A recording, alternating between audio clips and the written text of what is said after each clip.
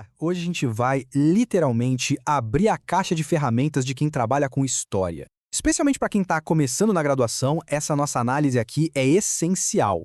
É para entender como se começa a pensar e a trabalhar com o passado de uma forma crítica.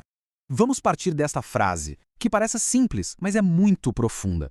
Fazer história como uma ciência humana não é só sair contando um monte de histórias do passado. Não mesmo. Exige rigor, exige um caminho, ou seja, um método, para investigar e construir um conhecimento que seja de fato confiável. E aqui, olha, aqui está o desafio central de qualquer historiador ou historiadora. Documentos, objetos, qualquer vestígio do passado, eles são silenciosos. Eles não entregam a verdade de bandeja. Somos nós que precisamos fazer as perguntas. Então, o nosso percurso vai ser o seguinte. Primeiro, vamos entender por que, afinal, a gente precisa de um método. Depois, vamos mergulhar nas duas grandes etapas, a crítica externa e a interna. Aí, a gente vai ver como esse método foi mudando com o tempo e, no final, como tudo isso nos ajuda a, de fato, pensar como historiadores. Bom, então chegamos ao ponto central do método como a gente o entende hoje. As fontes não falam sozinhas. Quem pesquisa precisa chegar até elas com perguntas inteligentes, sabe? Perguntas que são guiadas pela teoria, pelo que já se sabe daquela época. É essa nossa curiosidade que provoca a fonte a falar. E essa mudança de atitude, pessoal, muda tudo. A gente sai de uma postura passiva, de só organizar documentos e ouvir o que eles dizem, para uma abordagem que é um verdadeiro interrogatório. É um exame minucioso de cada peça, de cada vestígio. Vamos então para a primeira grande etapa do método. Pensem nela como uma perícia, como se a fonte fosse uma evidência numa cena de crime. Antes de se preocupar com a mensagem, a gente precisa analisar o objeto em si, o mensageiro. Essa crítica externa se divide em 3 passos. Primeiro, a autenticidade. Isso é real? Depois, a restituição. Dá para recuperar a forma original? E, por fim, a procedência. De onde isso veio? Quem fez? Quando? O primeiro passo é o da autenticidade. Basicamente, a pergunta é: esse documento é o que ele diz ser ou é uma farsa? Foi adulterado? Alguém rasurou alguma parte? Quem é o autor de verdade? É a hora de checar a identidade da nossa testemunha.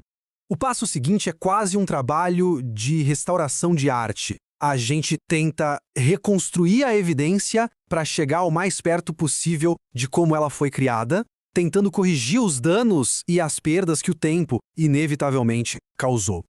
E por último, mas não menos importante, a gente precisa saber a origem. Identificar com a maior precisão possível quando, onde e por quem aquele documento foi feito.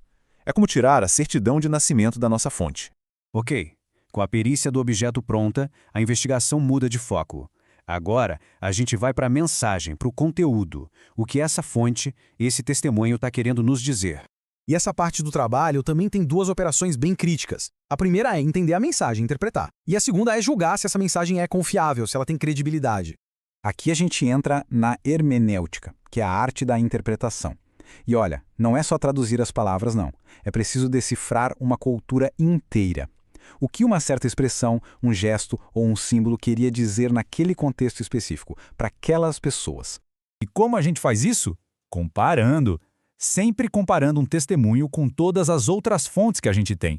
Uma informação sozinha é só uma pista. Ela só ganha força, só se torna mais crível quando outras fontes apontam na mesma direção.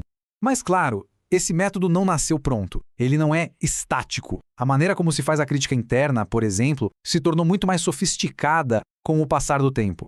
Essa tabela aqui mostra uma evolução fundamental, uma virada de chave. A pergunta deixou de ser só: isso é verdadeiro ou é falso?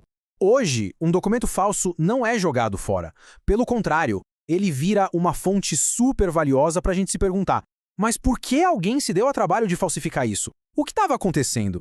O foco mudou de simplesmente caçar a verdade para entender as condições que produziram aquele relato, seja ele verdadeiro ou falso.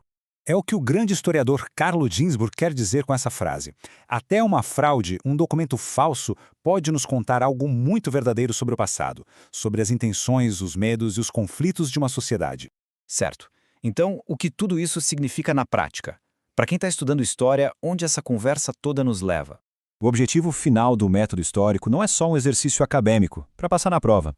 É desenvolver uma estrutura de pensamento crítico que serve para a vida. É aprender a ficar esperto, a desconfiar, a investigar, a não aceitar a primeira versão que aparece.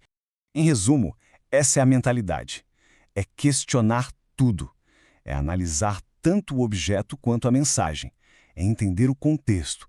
É comparar muitas fontes. E, principalmente, é ser capaz de ver valor histórico até naquilo que, à primeira vista, parece falso. É isso que transforma um leitor passivo em um investigador do passado. E para fechar, fica essa provocação.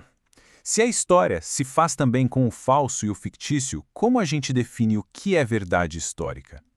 Talvez a busca pela verdade histórica não seja sobre encontrar fatos puros, isolados, mas sim sobre um mergulho profundo e crítico nas complexidades do passado. A verdade, então, não é algo que se encontra pronto, mas algo que se constrói com método, com crítica e com muita investigação. Olá!